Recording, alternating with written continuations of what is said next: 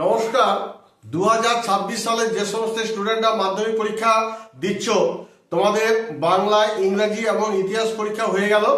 এইবার তোমাদের পরীক্ষা হচ্ছে ভূগোল। আজকে আমি তোমাদের ভূগোলের যে 10 নাম্বার ম্যাপ পয়েন্টিং এ থাকে, সে কোন কোন ম্যাপ পয়েন্টিং গুলো তোমরা করে যাবে, যেগুলো 2026 সালের পক্ষে ভেরি ভেরি ইম্পর্টেন্ট, সেগুলো কিন্তু আমি তোমাদের সামনে তুলে ধরেছি। যারা ধরো ভূগোলে খুবই উইক বা খুব একটা নাম্বার তুলতে পারো না, পারবে না এরকম মনে করছো, তাদের পক্ষে তোমাদের এই যে 10টা নাম্বার ম্যাপ পয়েন্টিং এ 10টা করতে হয়, এই 10টার নাম্বার কম নয়। আর যারা ভালো স্টুডেন্ট, তোমাদের ক্ষেত্রেও কিন্তু সেই একই ব্যাপার বলবো, তোমাদের নাম্বার তোলার জন্য এই 10টার নাম্বার কিন্তু একেবারে ছাড়লে চলবে না। এই ম্যাপের সঙ্গে কিন্তু কোনো রকম কোনো কিছু অথবা থাকে না, সেই জন্য 10 নাম্বার হচ্ছে খুবই গুরুত্বপূর্ণ। দেখো কোন কোন ম্যাপ পয়েন্টগুলো করবে সেগুলো বলে দিচ্ছি। আগে আমি এই যে পাহাড় পর্বত যেগুলো রয়েছে সেইখান থেকে আমি প্রথমে বলে দিই কোন কোন কোন করবে। একটা হচ্ছে আরাবল্লী পর্বত করবে, নীলগিরি পর্বত করবে, বিন্ধ্য পর্বত, কারাকোরাম পর্বত, পশ্চিম ঘাট পর্বত, এইগুলো কিন্তু ম্যাপ পয়েন্টিং করবে। আর মালভূমির মধ্যে ছটনাগপুর মালভূমি, দাক্ষিণাত্য মালভূমি, বোঝা গেল। আর হ্রদের মধ্যে করবে চিল্কা হ্রদ, তারপর সম্বর হ্রদ, আর একটা লোকটাক হ্রদ। তাহলে এই হ্রদের মধ্যে এইগুলো করে নেবে, চিল্কা হ্রদ, সম্বর হ্রদ এবং লোকটাক হ্রদ, বুঝতে পারলে। এবার তোমাদের বলবো যেখানে নদ নদীর ব্যাপারটা আছে কি কি করবে। দেখো, কৃষ্ণা নদী, নর্মদা নদী, কাবেরী নদী, গোদাবরী নদী, তাপ্তি নদী। তাপ্তি নদীটা অনেক সময় কিন্তু পশ্চিম বাহিনী নদী হিসেবে উল্লেখ করতে পারে। আবার লুনি নদী, হয়তো লুনি নদীটা না দিয়ে হয়তো বলে দিল যে ভারতের একটা অন্তর্বাহিনী নদী, তখন তুমি লুনি নদীটা করতে পারো। তাহলে নদীর মধ্যে বলে দিলাম, এইগুলো কিন্তু তোমরা করবে, ভেরি ভেরি ইম্পর্টেন্ট। এরপর চলে যাচ্ছে আমি জলবায়ু দিক দিয়ে।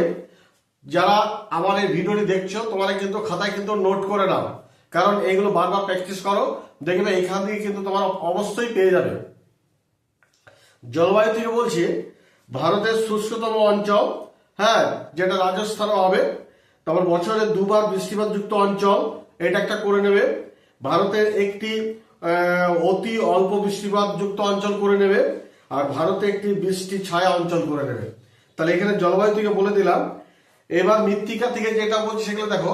এক হচ্ছে কৃষ্ণ মৃত্তিকা, দুই হচ্ছে লোহিত মৃত্তিকা, তিন হচ্ছে পূর্ব ভারতের লবণাত্মক মৃত্তিকা, এবং 4 নাম্বার বলো যেটা পলি মৃত্তিকা হলো। তাহলে মৃত্তিকা থেকে এই কটা করে নাও, আশা করি এখান থেকে তোমরা মৃত্তিকা থেকে একটা কমন পাবে। এরপর আমি চলে যাচ্ছি উদ্ভিদ থেকে, সেটা হচ্ছে চিরহরিত অরণ্য অঞ্চল, অবশ্যই করবে, ভেরি ভেরি ইম্পর্টেন্ট। আর একটা করবে জেরোফাইট অরণ্য। এরপর কৃষি থেকে দেখো কি কি করবে, কৃষি থেকেও তোমাদের কিন্তু আসবে। কৃষি থেকে করবে কফি উৎপাদক অঞ্চল করবে, মিলেট উৎপাদক অঞ্চল করবে, উত্তর ভারতের গম উৎপাদক অঞ্চল করবে, ভারতের কফি গবেষণা কেন্দ্র করবে, তারপরে কৃষি গবেষণা কেন্দ্র করবে, মৃত্তিকা, ভারতের মৃত্তিকা গবেষণা কেন্দ্র করবে, আর মরুভূমি গবেষণা কেন্দ্র। তাহলে এখানে তোমাদের কৃষি থেকে এগুলো দেওয়া হলো। আর শিল্প থেকে যেগুলো তোমরা করবে সেটা হচ্ছে ভারতের রুট শিল্পাঞ্চল, এরকম উল্লেখ করে দিতে পারে। তো তোমাদের জানো সেটা হচ্ছে দুর্গাপুর, অবশ্যই করবে। তারপর ভারতের ম্যানচেস্টার, যেটা তোমাদের পয়েন্টিং হবে আহমেদাবাদ। দক্ষিণ ভারতের ম্যানচেস্টার কোয়েম্বাটুরু।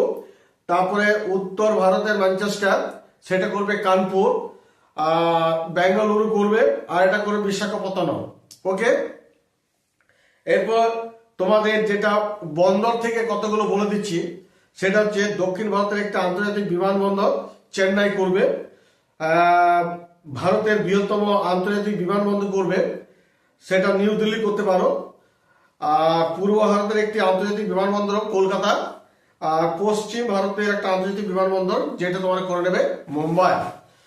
এবার আমি তোমাদের স্বাভাবিক বন্দর থেকে কি কি আসতে পারে সে ম্যাপ পয়েন্টিং গুলো বলে দিচ্ছি। বিশাখাপত্তনম বন্দর পূর্ব ভারতের একটি স্বাভাবিক বন্দর।